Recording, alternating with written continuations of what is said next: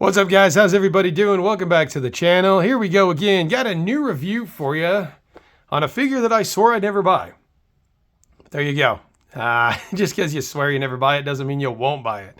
This is Transformers the movie retro Starscream. I was thinking about I've got a couple of other retros, Optimus Prime and Hot Rod, so I think we're going to go for Starscream. So let's do it. Let's get a good look at this. I love the packaging. Look at this packaging. Looks great. I kind of wish we were getting this figure instead of what we are getting, but hey, you never know. Could be good.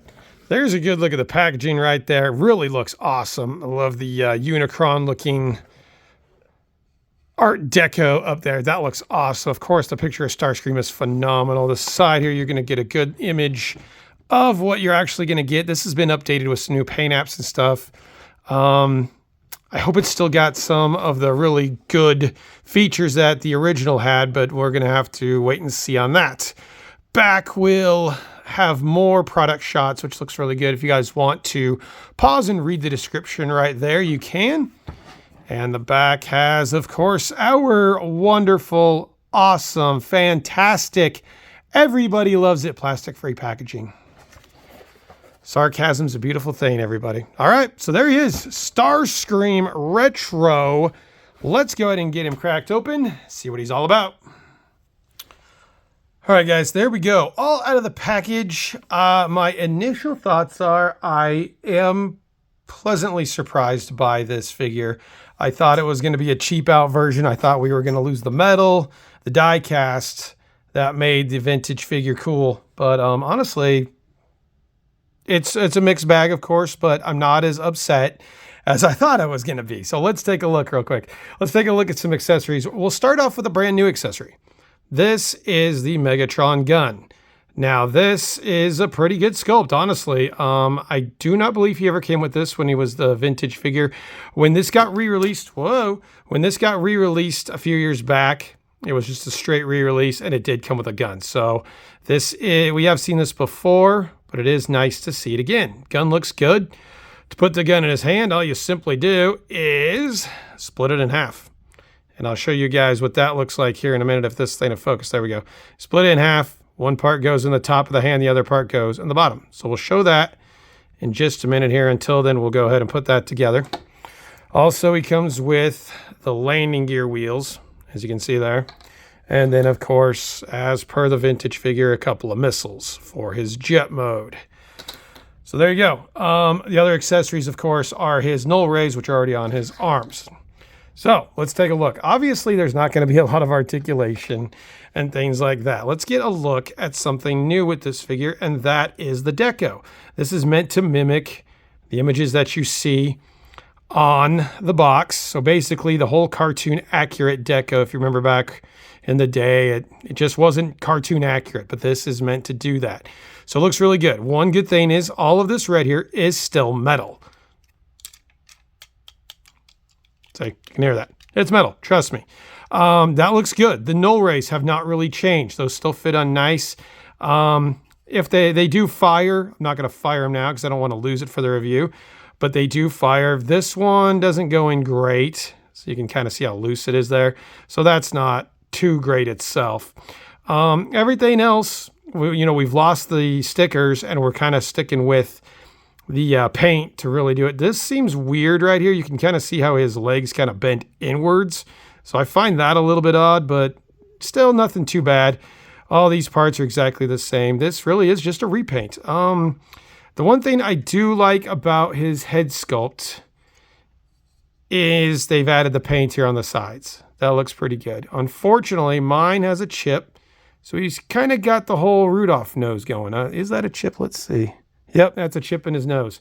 So I don't like that. Bad paint apps by Hasbro. I'm not shocked. I've heard of people getting gray side of his head. None of the head's painted at all. So they tried, but they kind of failed. Decepticon logos look fine. Of course, the wings will articulate a bit. They'll move back and forth just due to transformation. Back of the figure also looks fine. I would say the plastic feels a little bit flimsier than it did on the last version of this. Unfortunately, I don't have that version to compare it to. But overall, I mean, it's not too bad. better than I thought. Let's say that. So how's his articulation? Well, it's pretty easy. Arm goes up and down. We'll go out. And we got to be careful because we just shot off the null ray. Out and in, that's about it. The legs, I mean, you can move up the toes. Those are a little loose, unfortunately. Can't move his head. That really doesn't go anywhere. He's really pretty static. I mean, there's not a lot you can really do with them as far as posing goes. Mostly in the arms and a little bit in the toes and the feet there, but that's about it. Of course, the wings will move back and forth. These flaps for the back wings will also move up and down. But honestly, guys, that's it. So let's go ahead and set him over here. We'll grab the Megatron gun.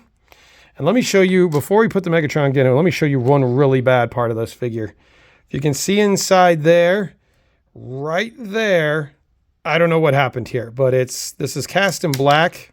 And see, he's just kind of falling all apart. It's cast in black, and they did a terrible job painting the inside of those hands. So I have no idea what happened there, but the inside of the hands looks terrible. So that's unfortunate. Let's go ahead and try to put his gun in his hand. See how that looks for us. So pretty simple. You stick okay, we're going to take this null ray off because it keeps trying to fire on me. Put the top in the top, the bottom in the bottom. And it's not even a really great fit, to be honest with you. Yeah, it's not even a great fit, but that's what it's going to look like. So there you go. I mean, does that work for you guys? Because that doesn't really work for me. I mean, I think I'd almost rather see it kind of like that. At least that looks a little more accurate. Yeah, we're missing the stock portion, but you know, no big deal. I actually like it like that more. I think that looks a lot better than having this giant part sticking out of the bottom of his hand. So there you go. I think that does look a lot better. So there you go. That's kind of what he looks like in robot mode.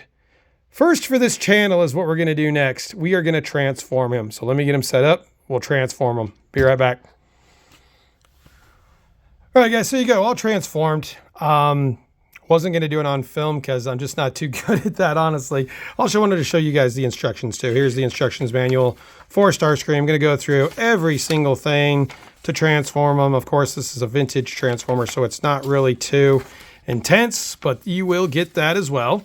So there he is as Jet. There's some issues with him as a Jet. I think he works better in robot mode than he does in Jet mode. Let me show you a couple things that I noticed. I still think it's an okay figure, but the nose cone for one, really odd how they did this. Of course, it's a softer, really rubber material, and look at the gap in that. That does not look great. You can kind of see how far it hangs down from the plastic. So that's a very odd choice by Hasbro.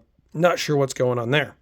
Another thing that I really noticed, if you look at the back here, you guys tell me if I'm crazy, but were these this flimsy in the old version? I could have sworn that these were actually able to go together, but the legs, well, there goes our null ray. The legs are really kind of, he's not bow-legged, but he's just got legs that are kind of coming in. So that's really odd. I think it's just so gappy too. Like if you get a look at that right there. So yeah, I'm not sure what's going on there. You would kind of expect it to be like that, but not sure. So I don't like that either. Other than that, I think the rest is fine. I don't think there's any problems. Starscream was never a figure that stayed together very well back in the 80s just because he had so many removable parts and nothing really formed together very well. But as far as a good-looking Jet, the Jet itself does look good. I mean, that's a nice little profile right there. The yellow's cool on the cockpit.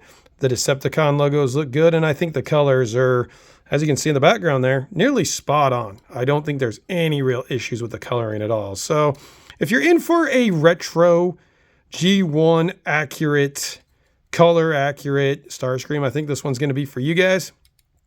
If you already have this figure, I don't think I'd spend $34 to get another one. I don't think it's worth that because you're really getting the same thing with just a little bit of updated colors and so on. So there you go, guys. There is the review. There is Starscream. Hope you enjoyed it. Leave me a comment.